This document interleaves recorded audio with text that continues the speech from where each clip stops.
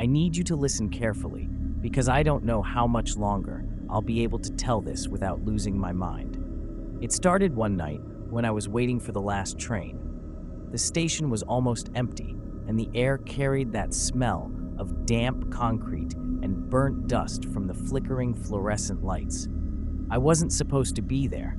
I had missed my earlier train, and the timetable said there was only one more before the station closed for the night. The platform stretched out before me, long and silent, like a tunnel carved into the earth. The benches were cold metal, scratched with graffiti, and the walls seemed to sweat in the dim light. Every sound echoed too loudly, the drip of water somewhere behind me, the distant hum of electricity. At first, I thought I was alone. That's what unsettled me, how completely abandoned it felt. No footsteps, no voices, not even the rustle of paper or the hum of vending machines. Just me, sitting with my hands in my pockets, watching the tunnel mouth, waiting for headlights to cut through the dark. But then I noticed something. At the far end of the platform, near the old, unused stairwell, there was a shadow. Not the kind that moves when a light flickers. This one was still. It looked like a person standing just outside the glow of the lamps. I blinked, leaned forward, but the shape didn't move. I told myself it was nothing, just my eyes playing tricks. So I looked away, checked the time on my phone. When I looked back, the shadow was gone. That should have calmed me down, but instead, my skin prickled with a coldness that sank deep into my bones. I tried to shake it off, but the silence pressed harder against me, heavy, suffocating. And then came the sound. It was faint at first, a whisper, almost like wind slipping through cracks in the station walls, but the air was completely still. The whisper grew, like it was circling me, brushing against my ear, then retreating, only to return from another angle. I couldn't make out words, but I knew it was a voice. I stood up, trying to look confident, as if that would make me less vulnerable. "Hello?" I said, my voice echoing down the platform. My heart hammered in my chest, and the sound of it seemed too loud, as though it was betraying me. That's when the lights above me flickered. Once, twice, and then the entire row of bulbs leading down the platform went out, one after the other in perfect sequence, click, click, click, swallowing the station in darkness. And in that brief flash before the last light died, I saw it. A figure, thin, tall. Its skin, or what passed for skin, glowed faintly, like smoke lit from within. And its eyes, God, its eyes were two burning holes of white fire, staring directly at me. The darkness returned, and I was left standing there, alone. Or at least, I thought I was alone. When the lights went out, my first instinct was to run, but my legs froze. I couldn't even convince myself to breathe. The silence pressed against me, thicker than before, and I realized there were no city sounds at all. No distant cars, no echo of trains above. It was as if the world outside the station had been cut away, leaving me trapped inside something different. Then, a single bulb crackled back to life above me, buzzing with a sickly yellow glow.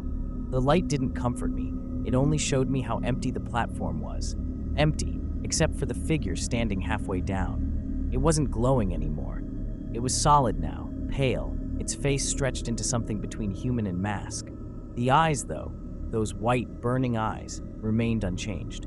They locked on me, pinning me where I stood. I stumbled backward, my shoes screeching against the tiles. "Stay away," I whispered, though my voice barely left my throat. The figure didn't move at first. Then, without a sound, it shifted. Not walked, shifted. Like each time I blinked, it had erased the space between us. 1 second, it was at the far end. I blinked, and it was closer. Blink again, closer still. My vision blurred with panic. I clenched my eyes shut, hoping, praying that when I opened them, the thing would be gone. But when I opened them, it was standing just a few feet away. Its mouth opened, but no sound came out, just a dry crack like old wood splitting. And then the whisper returned, only this time, it wasn't circling me. It was inside my head. "You shouldn't be here." The words were sharp, slicing straight through my skull. I stumbled, clutching my temples. My phone slipped from my pocket, clattering on the ground. The screen lit up, and for a split second its glow reflected something impossible. The figure wasn't just one figure. Behind it, stretching into the tunnel, was a mass of faces. Pale, hollow faces, stacked and pressed together like a wall of the dead. Their mouths moved in silence, but the whispers inside my head grew louder, overlapping, drowning my own thoughts. Join us. Stay. Stay forever. I screamed, my voice cracking, and ran toward the stairs. My footsteps slammed against the tiles, but the sound didn't echo. It was swallowed instantly, as if the air itself refused to carry it. The stairwell loomed ahead, but when I reached it, the steps seemed wrong. They weren't concrete anymore. They were soft. I looked down, and my stomach turned to ice. I was running on faces. Hundreds of them, pressed together into the shape of stairs, their skin stretching under my weight, eyes bulging, mouths gasping silently as I trampled them. I stumbled back in horror, falling against the wall. The figure was closer now, almost touching me. Its hand, long, skeletal, trembling, reached out, and when its fingertip grazed my arm, a frostbite sting tore into my skin. The whispers merged into one single voice, calm, certain. "You've already entered. You can't leave." I don't know how I managed to break free from its touch, but somehow I did. I stumbled along the platform, gasping, my skin burning where its finger had grazed me. The station felt wrong, like every wall and every tile was alive, watching, waiting. I grabbed my phone from the ground. The screen flickered, glitching between static and distorted images of my own face. Not a reflection, my face, but pale, lifeless, the eyes empty. I dropped it again, unable to bear the sight. The sound of a train roared in the distance. For one insane moment, hope filled me. Maybe the last train had finally come. Maybe I could escape. I leaned over the edge of the platform, straining my eyes down the tunnel. Yes, headlights, twin beams slicing through the dark. The rails began to vibrate beneath my feet. The train was real. I could feel it. But then, I realized the lights weren't moving. They were fixed, staring back at me like two colossal eyes in the tunnel's throat. The sound grew louder, metal grinding, wheels screeching, but no train appeared. Instead, the figure stepped closer, and the walls of faces began to twitch, their mouths opening in unison. The station was alive. The station was a mouth, and I was standing in its throat. "No," I whispered, my voice shaking. "This isn't real. It can't be real." The figure tilted its head, almost curious. Then its face split open from chin to forehead, revealing not bone or flesh, but a gaping void of pure white fire. The whispers surged again, flooding me, forcing themselves into every corner of my mind. "Step forward. Be consumed. You belong to us now." I dropped to my knees, clutching my head, trying to block them out. Tears blurred my vision. My ears rang with the roar of voices. I begged, out loud, silently, I don't know which, for it to stop. That's when I felt the platform shifting beneath me. Tiles cracked, and pale hands clawed their way out, gripping my legs, my arms, pulling me down. Faces pressed against my skin, their mouths opening against my flesh, as if they were trying to breathe through me. I fought, kicked, screamed, but the harder I struggled, the deeper I sank.